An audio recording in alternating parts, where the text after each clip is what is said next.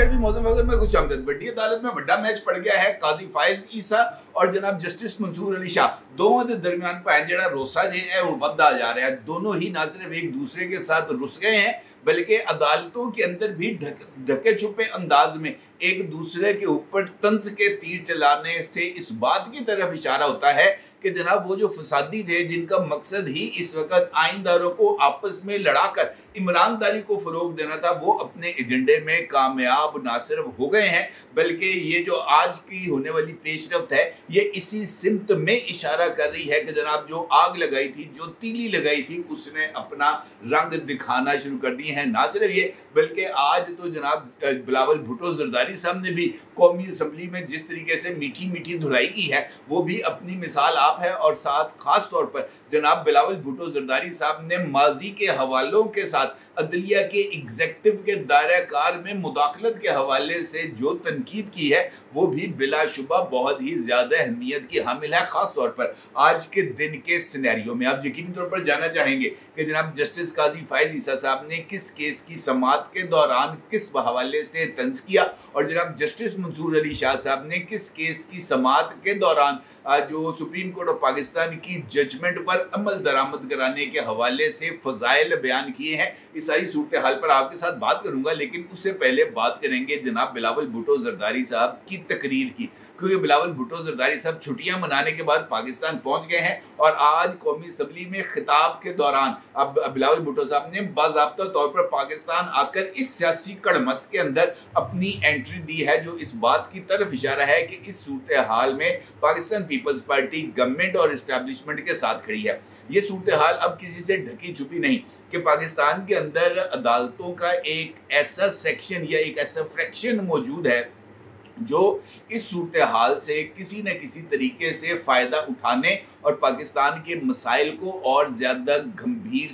जो है वो करने के लिए उतावला होता हुआ नज़र आ रहा है। ख़ास तौर पर आज की एक वीडियो में मैंने आपके सामने इस्लामाबाद हाई कोर्ट की भी मिसाल पेश की थी, जहां पर इस हवाले से ईमानदारी का परचम अब इतना बुलंद हो गया है कि मुझे इस तरह लगता है कि पाकिस्तान भर की जो सूरत हाल है वो वहाँ पर है। हालांकि अगर आप गौर करें तो आज ही ईमानदारी के रास्ते में पेशावर हाई कोर्ट ने एक रुकावट को क्रिएट करने की कोशिश की जो कि इससे पहले मुमकिन नजर नहीं आ रहा था। पहले पाकिस्तान तरीके इंसाफ के लिए पेशावर हाई कोर्ट एक जाए पना थी और अब इस्लामाबाद हाई कोर्ट जाए पना बन चुकी है। पहले इस्लामाबाद हाई कोर्ट में पाकिस्तान का परचम सबसे ज्यादा बुलंद होता था और आज पेशावर हाई कोर्ट ने दी ईमानदारी के परचम की जगह पर पाकिस्तानियत के परचम को बुलंद किया है। और खास तौर पर गवर्नमेंट के खासतौर पर खैबर पख्तूनख्वा में पाकिस्तान तरीके इंसाफ की हुकूमत के एक अहम तरीन एजेंडे पर अमल दरामद करने से इनकार करके इस बात की तरफ इशारा दिया है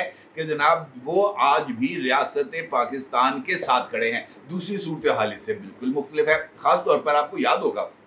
कि खैबर पख्तूनख्वा में अली अमीन गंडापुर साहब ने हुकूमत संभालते साथ ही जो पहला खिताब किया था खैबर पख्तूनख्वा की असम्बली में, वहाँ पर उन्होंने इस बात का ऐलान किया था कि 15 दिन के अंदर अंदर ये जो 9 मई के तमाम मुकदमात हैं पाकिस्तान तरीके इंसाफ के वर्कर्स और लीडर्स के खिलाफ, इनको वो कैंसिल करवा देंगे, इनको खारिज करा देंगे। अभी तक मुकदमात तो खारिज नहीं हुए, अलबत्ता अब खैबर पख्तूनख्वा की गवर्नमेंट ने खैबर पख्तूनख्वा की काबीना से मंजूरी के बाद इस बात का फैसला किया था कि 9 मई की तहकीकात के लिए एक जुडिशल कमीशन तश्कील दिया जाए और पेशावर हाई कोर्ट के हाजिर सर्विस जज साहब जो हैं वो इस जुडिशल कमीशन को प्रिजाइड करें। और इसके लिए खैबर पख्तूनख्वा की काबीना ने एक ख़त भी तहरीर किया था पेशावर हाई कोर्ट के चीफ जस्टिस के नाम। अब पेशावर हाई कोर्ट के चीफ जस्टिस ने 9 मई के गंद के अंदर हाथ डालने से इनकार कर दिया है और उनका ये कहना है कि जनाब साडा काम नहीं, आप इस वक्त जो ट्रायल कोर्ट्स हैं वहीं पर जाकर सिचुएशन को हैंडल करें या आपके पास जो अपना ही कोई अदालती कमीशन बनाने का जो भी इख्तियार है उसके तहत आप अदालती कमीशन बनाएं और आपने जो भी फैसले करने हैं वो उसके ऊपर करें। हम इस मामले में हुकूमत को कंधा देने के लिए किसी भी तौर पर राजी नहीं। और पेशावर हाई कोर्ट का ये इकदाम इस्लामाबाद हाई कोर्ट के लिए भी एक बहुत इम्पॉर्टेंट पैगाम है कि जनाब आपको इस हद तक अपने दायरे कार को, अपनी हदूद को नहीं बढ़ा लेना चाहिए कि जनाब उसके ऊपर फिर आइनी इदारों के दरमियान ही रिफ्ट क्रिएट हो जाए। जनाब बिलावल भुट्टो जरदारी साहब ने आज जो खिताब किया है कौमी असम्बली में वो इस बात की तरफ इशारा है कि अब जुडिशरी के साथ साथ एग्जेक्टिव्स को भी इस बात का एहसास है कि जनाब ये जो लड़ाई इस वक्त चल रही है, इस लड़ाई को किसी न किसी लेवल पर आकर रोकना है और इसके आगे बंद बांधना है। बिलावल भुट्टो साहब अगर इस बात का इजहार करते हैं कि एक इदारा पार्लिमान के काम में बार बार मुदाखलत करता है, तो इसके लिए माजी में खुद पीपल्स पार्टी की गवर्नमेंट इस बात की मिसाल है, जहां पर पीपल्स पार्टी की गवर्नमेंट को इफ्तिखार चौधरी की अदालत ने एक दिन भी आराम सुकून से चलने का मौका नहीं दिया था। कदम कदम पर उनके रास्ते में रुकावट क्रिएट की गई थी, सिर्फ इस वजह से कि आसिफ अली जरदारी ने या यूसुफ रजा गिलानी ने जजेस को बहाल नहीं किया था और जजेस की बहाली में रुकावट क्रिएट होने की वजह से लॉन्ग मार्च हुआ और वो ग्रज जनाब इफ्तिखार चौधरी साहब ने हमेशा अपने दिल में रखा। हालांकि वो एक ऐसा मौका था जब पाकिस्तान के अंदर हकीकी मानों में आइन की अमलदारी को यकीनी बनाया जा सकता था, लेकिन वहां पर भी सिर्फ खबरों में रहने के लिए पाकिस्तान की निज़ाम ने सियासत और पाकिस्तान की गवर्नेंस सिस्टम को मजाक बनाकर रख दिया गया। हद तो ये थी कि वजीर आजम एक अफसर का तबादला भी नहीं कर पाता था और अगर वजीर आजम की तरफ से कैबिनेट सेक्रेटरी को हदायत देकर किसी सेक्रेटरी को तब्दील भी किया जाता था तो वो मामला अभी जो है वो सुप्रीम कोर्ट ऑफ पाकिस्तान में आ जाता था और सुप्रीम कोर्ट उसका सुओ मोटो नोटिस ले लेता था। अब भी ऐसा ही हो रहा है। अगर आप गौर करें तो पीडीएम की पहली गवर्नमेंट के अंदर भी बार बार जुडिशरी ने अदलिया ने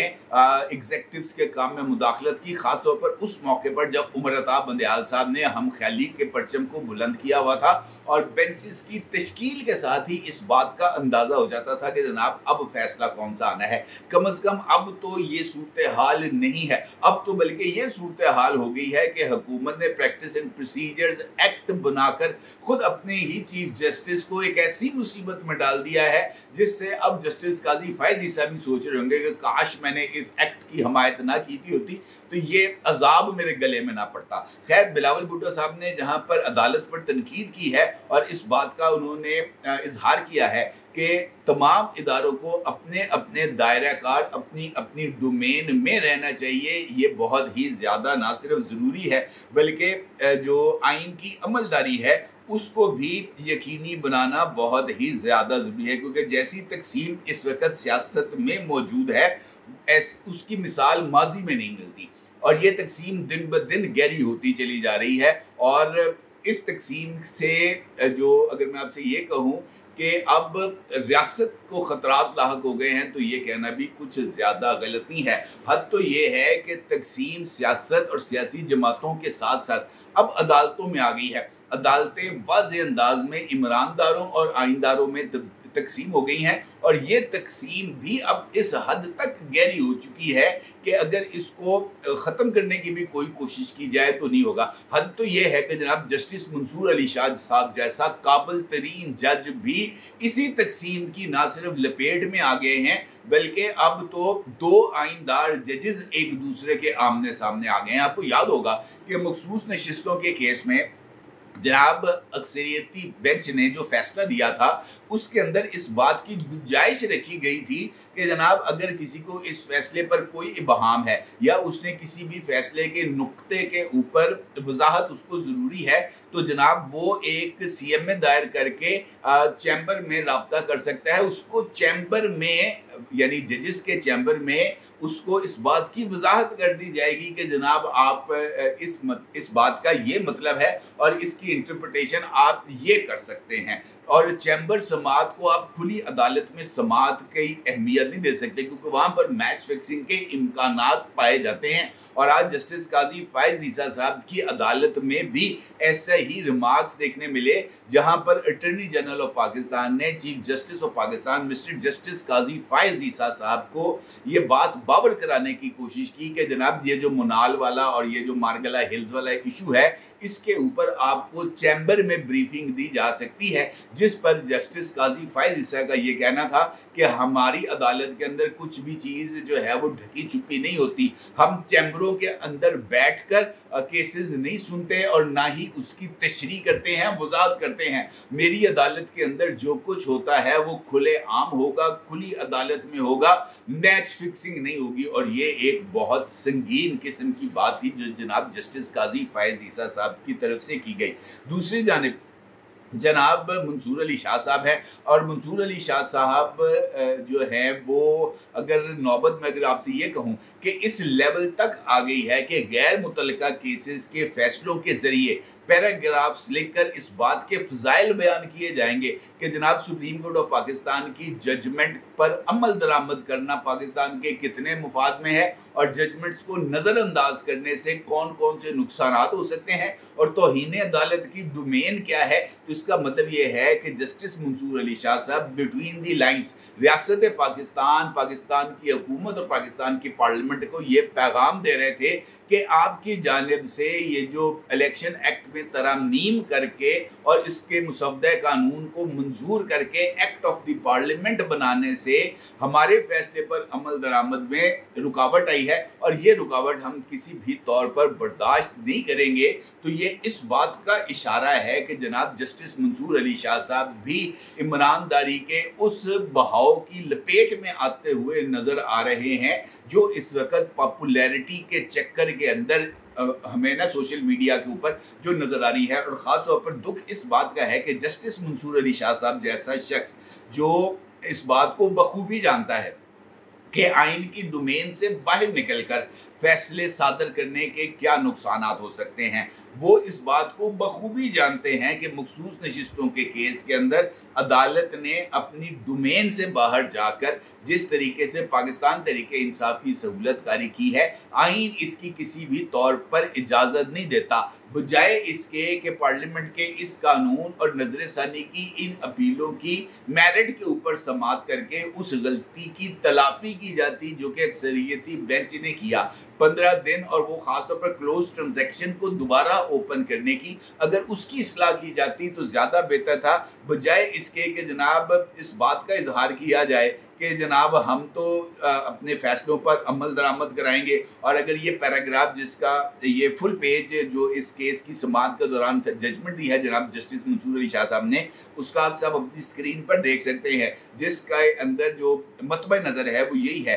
कि सुप्रीम कोर्ट को आइनी तशरीह, इंसाफ की फराहमी और आइन पर अमल दरामद का इख्तियार हासिल है। सुप्रीम कोर्ट के फैसले महज सिफारिशात या एडवाइजरी नौइयत के नहीं होते, फैसलों पर अमल दरामद हर सूरत यकीनी बनाना होगा। सुप्रीम कोर्ट आइन की हतमी तशरीह करने वाले इदारे के तौर पर फैसला करती है। फैसलों को नज़रअंदाज या उन पर अमल दरामद में ताख़ीर आइनी ढांचे को चैलेंज करने के मुतरादफ है। अदालती फैसलों पर अमल दरामद करना कर्टसी नहीं बल्कि आइन की मंशा है। तो इसका मतलब ये है कि वो ये चाहते हैं कि मखसूस नशिस्तों के हवाले से केस के ऊपर या उसकी जजमेंट के ऊपर अमल दरामद किया जाए, और अगर जजमेंट के ऊपर अमल दरामद नहीं होगा तो फिर कंटेम्प्ट ऑफ कोर्ट होगी। और इस कंटेम्प्ट ऑफ कोर्ट का इशारा जस्टिस मंसूर अली शाह साहब ने इस जजमेंट के अंदर दिया है जिसका मखसूस नशिस्तों के केस से कोई ताल्लुक नहीं।